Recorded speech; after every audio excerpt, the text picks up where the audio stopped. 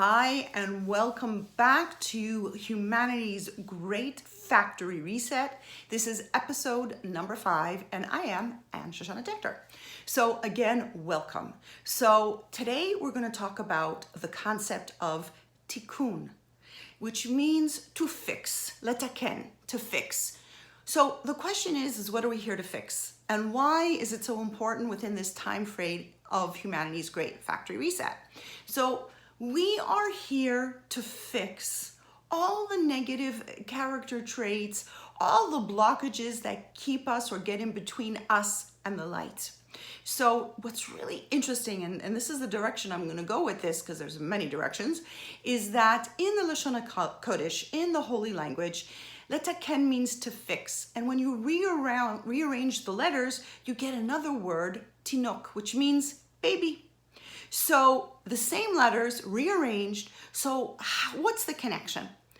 The connection is that when we take on this fixing, when we do our tikkun this month, we go back to a state in mind, back to a state of time, back to our source where we're pure and innocent like a baby. So what's your tikkun? That's the big thing. What's your tikkun? What is it? What does tikkun mean? So tikkun means, the best way I can explain this, and I talk about this in my book as well, is have you ever watched the movie Groundhog Day? Okay, well, you got to watch that movie because you will really understand the concept of tikkun then.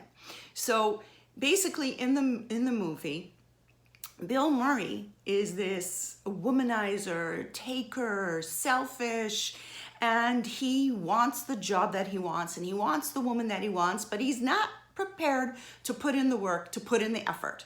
Because, hey, I know that horrible, iconic statement, no pain, no gain, but that's what it's all about. So he doesn't want to work for it. He wants it handed to him on a silver platter, through underhanded means, through any which way he can beg, borrow, and steal to get what he wants. So what happens is that he wakes up day after day, reliving the same day until he fixes something within him, until he fixes the selfishness, until he fixes the way he views the world as his to take, until he becomes a loving, caring, sharing creator. He's living the same day over and over again. And it's so funny because he just doesn't get it in the beginning. And that's kind of representation of where we are in humanity. We go through the whole year sleepwalking in the grand dormita, the big sleep, where we put ourselves on automatic pilot. We don't know what we're doing, where we're going. We just wake up in the morning, we go to work, we eat, we have our coffee, whatever it is, we work out, we come home, and we do the same thing over and over again. And it's monotony and nothing really changes. Same thing's going on with Mr. Murray. So until eventually one day he goes, wow, you know, that definition of insanity, doing the same thing over and over again and expecting a different result. And he goes, you know what?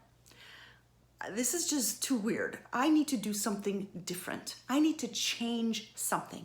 And as he becomes more loving, caring, and sharing, and as he starts changing his negative character traits and starts walking into the universal purpose for why we're here, to be loving, caring, sharing creators, his world starts to change. He gets, and eventually what happens, he ends up getting the girl he wants, he ends up getting the job he wants, etc., etc., etc. Okay, so the question is, how do I know what my tikkun is? Think of it this way. It's a situation that happens over and over and over again in your life. And it's the same situation, but the only thing that changes are the people who are involved and maybe the location. But let's say, for example, you get into a friendship and then within a couple of days, something happens, a big fight, friendship's over. And this happens over and over again. You start a new job and within a couple of days, a month, whatever, you're fired. Happens over and over again. What's going on?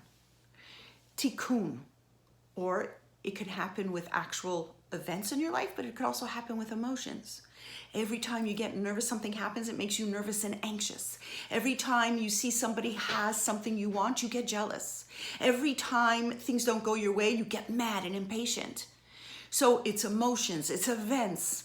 So it's like a double whammy. You have to work on two ends. You have to be really mindful and realize the patterns that are happening. This is where this big dormita, the big sleep comes in, is that we're not aware of the patterns. Well, guys, if you want to do your tikkun, and if you want the next year to be different than this year in any specific way, number one, my suggestion to you is take a personal accounting. Look inside and ask yourself, what are the things that you don't like that happened last year, how you behaved, or the things that happened? Does it fall within the realm of tikkun, something that happens over and over again? If it does, you might want to do something about it this year. Write a list. Get in real connection with yourself and say, you know what? I don't like that I always get mad. I don't like that I always get anxious and reactive. Whatever it is, pick one thing to work on during this month of Elul, Virgo. This is the month where I told you, where the minute you put in a tiny bit of effort, you get exponential support, exponential results. So pick maybe just one thing. Don't bombard yourself. I don't want you to get off this video now and say, oh, I don't like this about myself. I don't like that. The list is huge, huge, huge. Because then what happens is you become paralyzed. You don't move, you won't take action. So pick one thing.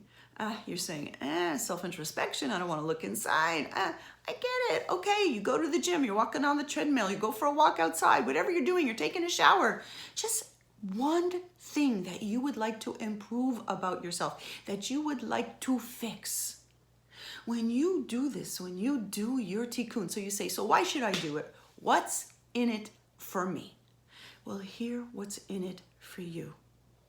Ultimately, when you fix a negative character trait, a negative emotion, when you work on it, well, here's the caveat. Some of you might say, well, I've been working on this for years and it never changes. It does change. Think about where you are today and where you were a year ago with this thing that you want to change. And I'm sure you're much more proficient at it than you were last year. So each year it's like uncovering the layers of an onion. Each year you're going to get better and better and better and better at it. So isn't that worth it? Why? So what's in it for me? Why should I fix it? Why should I do it? What's in it for you is that when you remove, here's you, here's the real you, the authentic you, the you that is connected to source, the you that is full of joy and fulfillment and blessing, the you who is at the right place at the right time and not at the wrong place at the wrong time. I mean, raise your hand. I'm sure you want to be this you, the real you, the authentic you. And in between are blockages. Is a wall that prevents you from crossing over to nirvana, to bliss. So when you pull down that wall, when you break it down, then you can go back home to the real you. Now, if that's not tempting, if that's not reward enough, well then I don't know what is, and stop watching me. Now, am I telling you that this is easy? Am I telling you that this is going to happen overnight? No. That's why we're given this 30-day time period between the beginning of Elul and the eve of the Great Factory Reset, September 29th. We're given this time to work on it. Think about it like going to the gym. You could either go to the gym and you can work out, you can do cardio. You can go on that treadmill for an hour a day. What really changes? Do you build muscle? Do you reshape your body? Okay, yes, cardiovascularly, your heart, wonderful. But this is a time frame where we're given an opportunity to intensely do a spurt, high intensity activity, high intensity spiritual work, and then we'll get to coast a little bit. So put on your running shoes, put on your, your headband, get yourself in the state of mind where you're ready to take this intense time, and that you're going to work it, that you're going to invest in you for the incredible payout, which is to return back to the real you, the you that is full of blessings, joy, happiness, hope, possibilities, potential, and all things good. So remember, make yourself a little list of the things that weren't working for you last year. The tikkun, and fix it. here's the thing about Tikkun also. Now, guys, I don't know how you feel about reincarnation, etc., but the thing is that a lot of people say to me, in my capacity as a coach, why should I do things that make me uncomfortable? Why should I look within? Why should I do self-reflection? Why can't I mean, the whole world is going to hell in a handbag, so why can't I just do what I want, when I want? Because I'm only here for, I don't know, 80 years plus.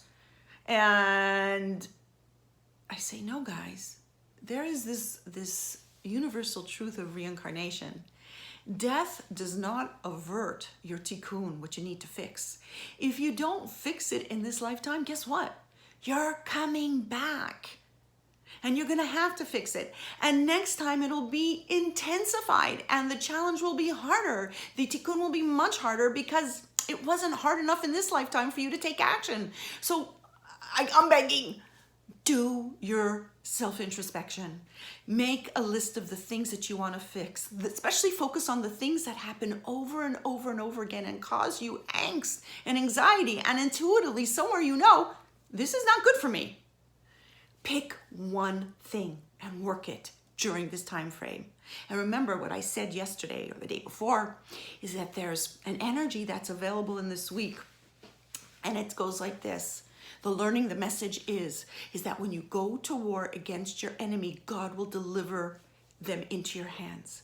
It means that all you have to do is make the decision. All you have to do is pick that one little thing that drives you nuts, that causes you pain and chaos and anxiety in your life, and just say, hey, universe, I don't know how I'm going to do this. I don't know how I'm going to solve this, but I know everything is in alignment now for me to get a head start on this, for me to make a dent in it. And everything you need will come into place, will fall into place to help you make that change. So it was a pleasure, and I will be in touch with you again soon. Again, feel free to go to my Facebook group. You aren't here to be good, you are here to be better. Post in the group, what is your challenge? What is your tikkun? If you need assistance with anything, make sure you're on my email list so I can stay in touch with you via email. You can sign up if you go to my website, AnnShoshanaDechter.com, and subscribe. I'm so happy we're spending this time together. It helps me to get really focused on what I need to do to change this year as well. So thank you for being my partner in change.